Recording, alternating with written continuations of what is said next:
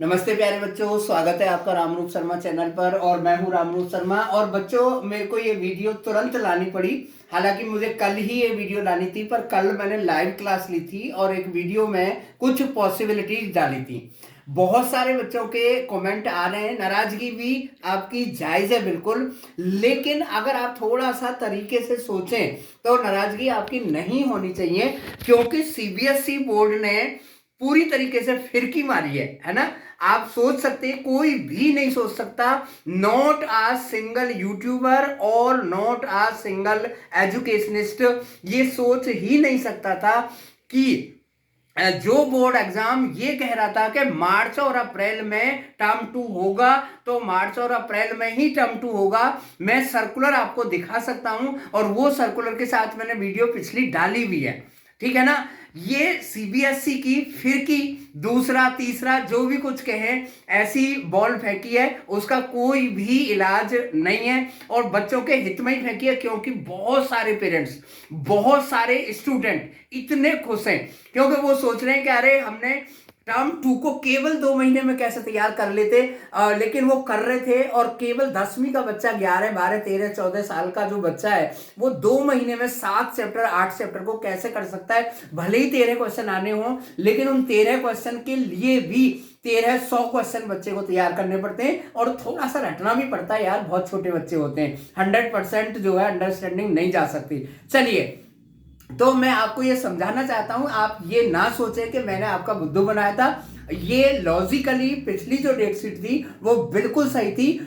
लेकिन अब जो डेट शीट सीबीएसई के बोर्ड के एग्जाम जब 26 अप्रैल से होने 100% निश्चित हो गए, तो फिर वही डेट शीट का जो एक्सपेक्टेशन है वो पूरी तरीके से बदल गया है। और क्या बदल गया और क्या हो सकता है वो ध्यान से देख लें। और एक मैं आपको बहुत सरप्राइज भी दूंगा, और लेकिन उस पर बिलीव मत करना बच्चे। लेकिन ऐसा हो सकता है 2 से 5% के चांस उसके भी होंगे। चलिए, पहले मेरी कैलकुलेशन यानी कि ऑब्जर्वेशन को अच्छे तरीके से समझ लीजिए। मेरी ऑब्जर्वेशन क्या है कि अगर 26 अप्रैल से, अगर तो इसमें कुछ है ही नहीं, अब तो 26 अप्रैल से है तो 26 अप्रैल से है, और लगभग 26 अप्रैल से 20 मई तक ये एग्जाम खत्म हो जाएंगे। तो मेरा मानना यह है कि जो पहला अटेम्प्ट है वो अप्रैल के सेकंड वीक में हो जाना है।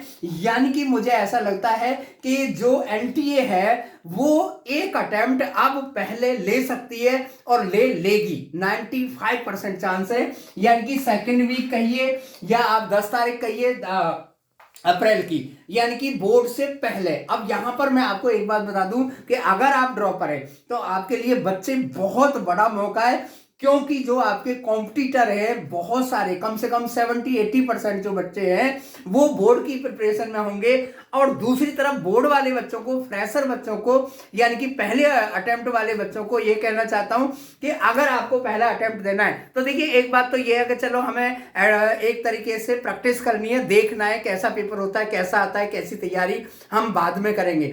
लेकिन दूसरी बात यह है कि अगर आपको सीरियसली ये पेपर देना है तो आपको डबल माइंडेड होकर पेपर बिल्कुल नहीं देना है। आपको एक टाइम टेबल तैयार करना है और 100% फोकस करके इस पेपर को देना है, क्योंकि पहला जो अटेम्प्ट होगा वो बहुत ही अच्छा अटेम्प्ट माना जाता है। क्योंकि पहले अटेम्प्ट में थोड़ा सा पेपर, मतलब बहुत ज्यादा तो मैं कहना नहीं चाहता, लेकिन 5 से 10% जो पेपर है वो थोड़ा सा नीचे आता है, कंपटीशन लेवल कम होता है, नंबर ऑफ स्टूडेंट जो है वो ज्यादा होते हैं, क्योंकि पेपर देने हर कोई बच्चा जाता है। चलिए, कहने का मतलब है कि जो सेकंड वीक ऑफ अप्रैल है उसमें आपका पहला अटेम्प्ट हो सकता है, और जो सेकंड अटेम्प्ट है वो 4th वीक ऑफ मई में हो सकता है। हो सकता है क्या, होगा ही, क्योंकि 20 मई तक करीब सीबीएसई बोर्ड के एग्जाम फिनिश होंगे, तो फिर 4th वीक में आपको ये एग्जाम देना होगा, दिया जा सकता है। तो इसकी 3rd वीक भी हो सकता है, क्योंकि ऐसा हो सकता है कि 12th के साइंस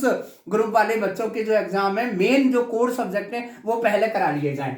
चलिए, जो 3rd अटेम्प्ट है वो फिर चला जाता है 3rd वीक ऑफ जून में, और 4th अटेम्प्ट जो चला जाता है वो 2nd वीक ऑफ जुलाई में चला जाता है। लेकिन हमारी डेट शीट वही की वही रहेगी, जुलाई पर ही। और ये तो निश्चित है, मैंने आपको बता दिया था, जैसे ही चीजें ओपन हो जाएंगी तो फिर बहुत जल्दी जल्दी ये सब चीजें होंगी। और एडवांस यानी कि आईआईटी का जो पेपर है वो सेकंड वीक ऑफ अगस्त में चला जाता है। अब मैं आपको सरप्राइज वाली बात बताता हूं, अजीब नहीं है बच्चे, हो सकता है ऐसा हो, लेकिन मैं आपको बताना जरूर चाहता हूं, बट बिलीव बिल्कुल भी मत करना। यानी कि तैयारी जो आप करें वो इसके अकॉर्डिंग करें, इसके अकॉर्डिंग तैयारी बिल्कुल भी ना करें।